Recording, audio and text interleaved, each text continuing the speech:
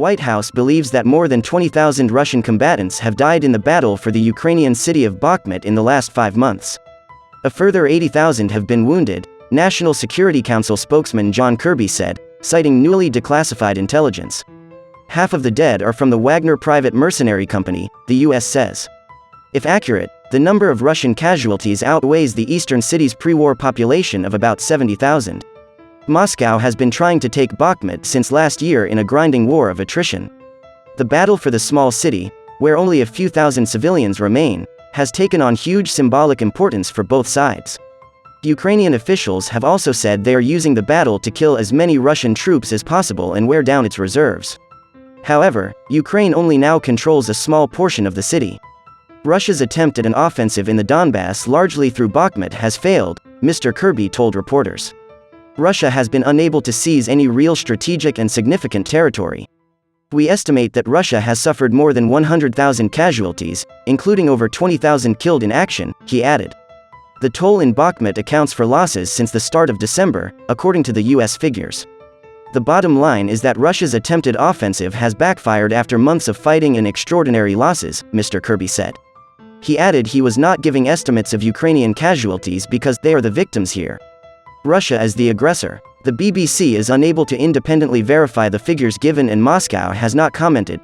The capture of the city would bring Russia slightly closer to its goal of controlling the whole of Donetsk region, one of 4 regions in eastern and southern Ukraine annexed by Russia last September following referendums widely condemned outside Russia as a sham.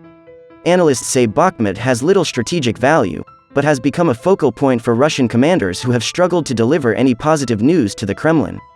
The Wagner mercenary group, which has become notorious for its often inhumane methods, has taken center stage in the Russian assault on Bakhmut.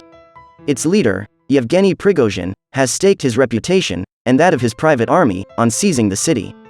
But he recently threatened to pull his troops out of Bakhmut.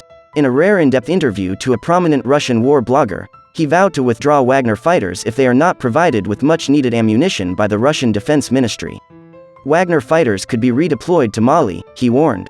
He has often clashed with Russia's defense ministry during the war, accusing officials of not providing his fighters with enough support. Prigozhin also called upon the Russian media and military leadership to stop lying to the Russian population, ahead of an expected Ukrainian spring counteroffensive.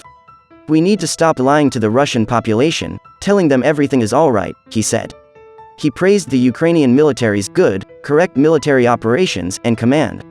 A top Ukrainian general said on Monday that counterattacks have ousted Russian forces from some positions in Bakhmut, but the situation remained difficult.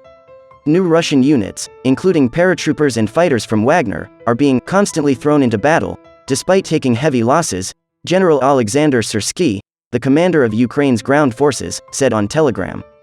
But the enemy is unable to take control of the city, he said.